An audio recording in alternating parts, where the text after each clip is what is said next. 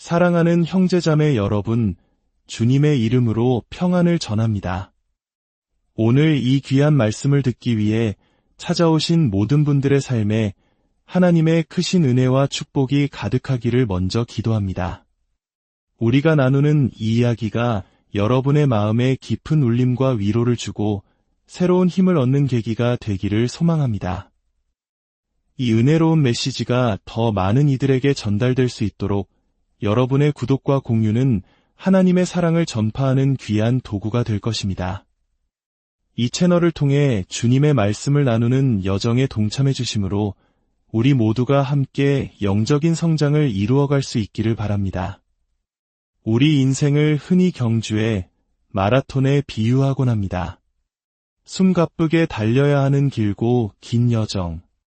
오늘 저는 우리는 이유를 위해 달린다라는 주제로 여러분과 함께 깊은 묵상을 나누고 싶습니다. 사실 이 주제를 정하고 나서 제가 너무 거창한 이야기를 시작하는 건 아닐까 잠시 생각했습니다. 마치 대규모 마라톤 대회의 시작을 알리는 슬로건 같았기 때문입니다. 하지만 주님께서는 언제나 놀라운 방법으로 확신을 주십니다. 어제 한창 이 메시지를 준비하다가 잠시 머리를 식힐 겸 성경을 내려놓고 텔레비전을 켰습니다. 마침 올림픽 계주 경기가 한창이었습니다. 이미 저는 이유를 위해 달린다는 주제와 성경 구절까지 모두 정해놓은 상태였죠. 저는 이것을 하나님의 작은 신호로 받아들였습니다. 그런데 여러분께 조금은 부끄러운 고백을 해야겠습니다. 저는 그 경기를 보다가 그만 눈물을 흘리고 말았습니다. 물론 대성통곡을 한 것은 아니고 그저 눈가에 작은 눈물 한 방울이 맺힌 정도였습니다. 더 놀라운 것은 우승한 선수가 우리나라 선수도 아니었다는 사실입니다. 눈물이 터져나온 순간은 그 선수가 결승선을 통과할 때가 아니었습니다. 1위로 들어온 그녀가 뒤를 돌아보며 팀원들을 바라보는 그 순간 저는 왈칵 감정이 솟구치는 것을 느꼈습니다. 저는 스스로에게 물었습니다. 나는 왜 울고 있는 걸까? 우리나라 팀도 아니고 심지어 나는 달리는 것 자체를 별로 좋아하지도 않는데 솔직히 말해 길에서 조깅하는 사람들을 보면 속으로 운동할 다른 좋은 방법도 많은데 왜 저렇게 힘들게 뛸까 하고 생각할 때도 있습니다. 그들이 말하는 러너스 하이라는 것도 저에게는 크게 와닿지 않았습니다. 하지만 그 올림픽 선수의 모습을 보며 저는 깊은 감동을 받았습니다. 그리고 제가 준비하던 메시지와 그 순간 느꼈던 감정 사이의 연결고리를 깨닫게 되었습니다. 누군가가 달리는 모습을 볼 때 우리가 그 사람이 무엇을 위해 그리고 누구와 함께 달리는지를 알게 되면 깊은 감동을 받는다는 사실 말입니다. 그것은 계주 경기였습니다. 마지막 주자가 결승선을 통과하며 동료 선수들 모두에게 승리를 안겨주는 모습을 보았을 때 제 마음이 움직였습니다. 그 순간 그 선수의 마음 속에는 분명 이런 외침이 있었을 겁니다. 내 조국을 위해 나는 해내야만 해. 나를 믿어준 동료들을 위해 나는 달려야만 해. 내가 4살 때부터 모든 경기장에 빠짐없이 찾아와 주신 우리 엄마를 위해서라도 저는 그녀가 처음 달리기를 시작했을 때 아직 서툴고 부족했을 때부터 그녀를 믿어주었던 수많은 사람들의 얼굴을 떠올렸습니다. 이 경험은 저의 젊은 시절을 떠올리게 했습니다.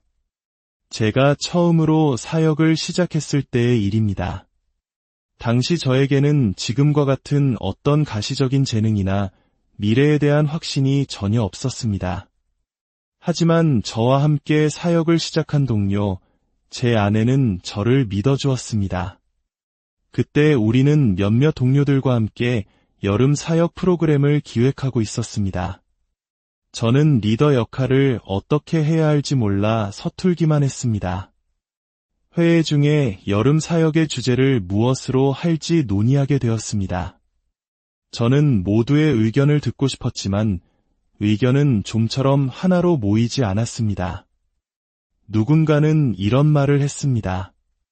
하나님이 세상을 이처럼 사랑하사 위원회를 보내지 않으셨다.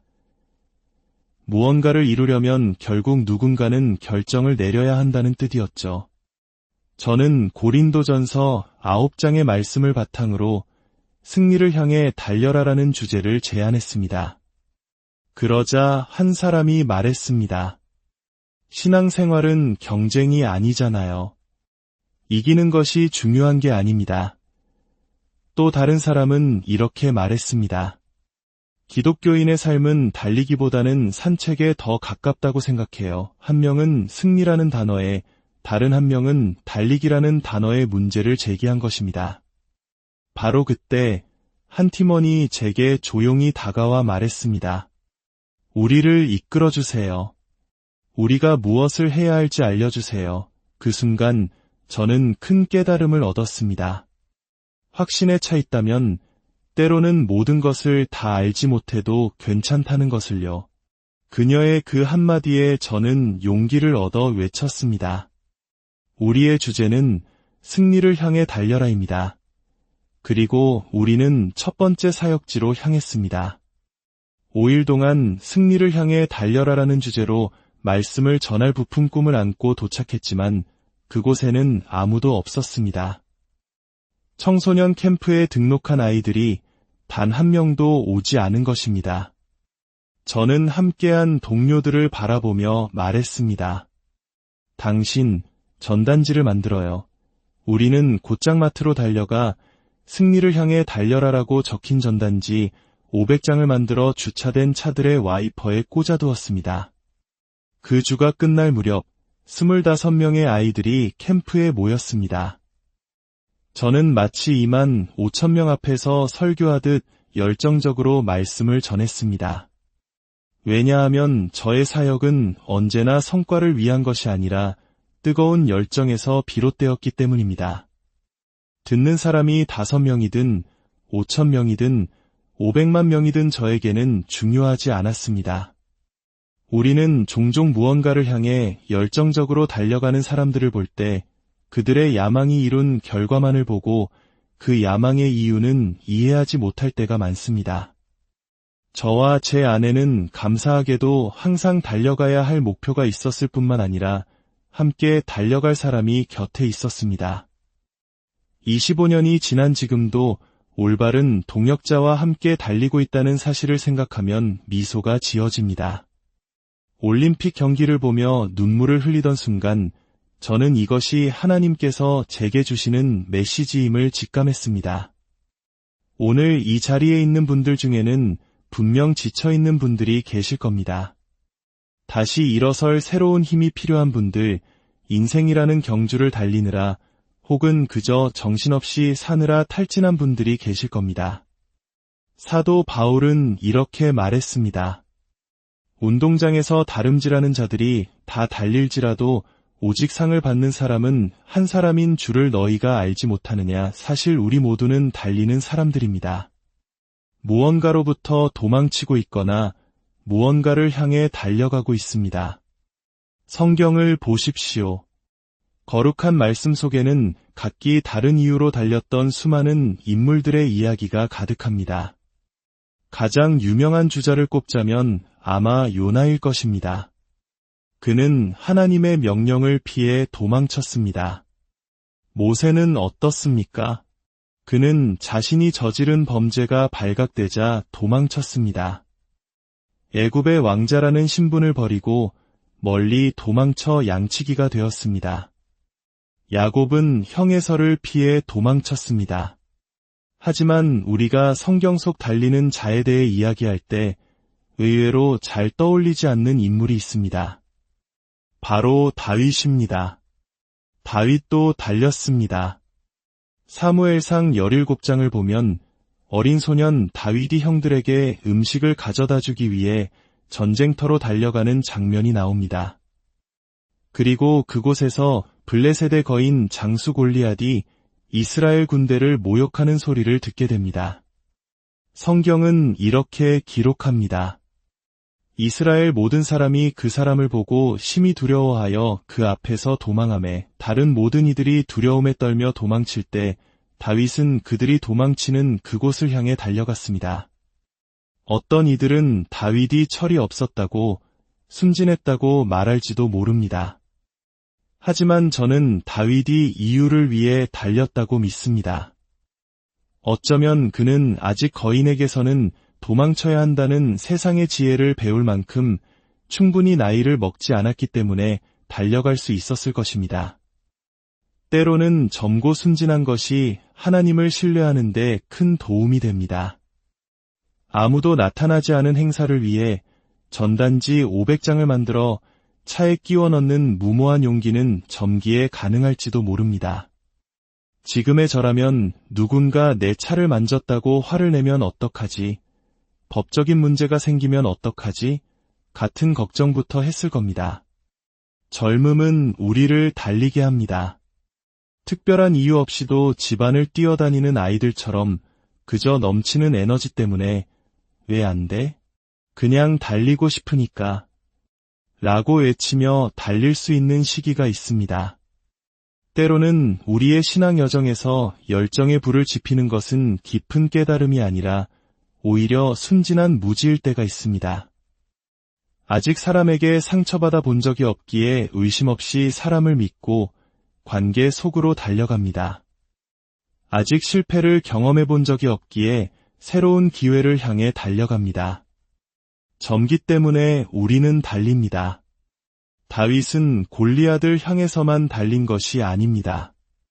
성경은 키가 3m에 가까운 거인 골리앗이 칼을 들고 다윗에게 다가올 때 다윗 역시 빨리 그를 향하여 달려가며 라고 기록합니다. 우리 모두의 마음 속에는 이 젊고 어쩌면 어리석어 보이기까지 한 다윗의 모습에 대한 그리움이 있을 것입니다. 모든 것이 새로웠고 모르는 것이 무엇인지조차 몰랐기에 계획 없이도 그저 달려나갈 수 있었던 시절에 대한 향수 말입니다. 젊음이 있는데 계획이 무슨 소용이야? 부딪혀보면 어떻게든 되겠지. 하지만 여러분, 젊어서 달리는 것과 인생의 쓴맛과 두려움을 경험한 후에도 의지적으로 달리는 것은 완전히 다른 차원의 이야기입니다. 당신을 주저앉히고 두렵게 만들고 그 자리에 머물게 할 수 있었던 수많은 경험들을 겪고 난 후에도 달리는 것 말입니다. 사도 바울은 고린도 교회에 보내는 편지에서 경주에 참여하는 선수들에 대해 이야기합니다. 그들은 목표를 정하고 길 위에 서서 엄격한 훈련을 거쳐 경기에 임한다고 말합니다. 이제 다윗의 시대에서 바울의 시대로 잠시 시공간을 뛰어넘어 보겠습니다. 수백 년의 시간차가 있지만 두 사람 모두 비슷한 경험을 합니다. 바울은 복음을 전하며 수많은 반대와 어려움에 부딪혔고 다윗은 이스라엘의 두 번째 왕으로서 자신을 이끌어주고 멘토가 되어주었어야 할 사울 왕에게 오히려 공격을 받았습니다. 때로 우리는 하나님께서 보내주신 응답조차 밀어낼 때가 있습니다. 하나님께 나를 격려하고 지지해줄 사람을 보내달라고 기도해놓고 막상 그런 사람이 나타나면 내면의 불안감 때문에 그들의 칭찬과 격려를 믿지 못하는 것처럼 말입니다. 하나님께서 보내주신 사람을 내 삶의 오래된 부정적인 패턴 때문에 받아들이지 못하고 결국 스스로 밀어내는 것입니다. 하나님께서 당신을 향해 달려오시는 속도만큼이나 빠르게 어떤 이들은 그 응답이 익숙하지 않다는 이유로 도망치고 있습니다. 이제 다시 다윗의 이야기로 돌아가 보겠습니다. 사무엘상 22장 1절입니다. 그러므로 다윗이 그곳을 떠나 아둘람굴로 도망하매 그의 형과 아버지의 온 집이 듣고 그리로 내려가서 그에게 이르렀고 이 구절에는 깊은 의미가 담겨 있습니다.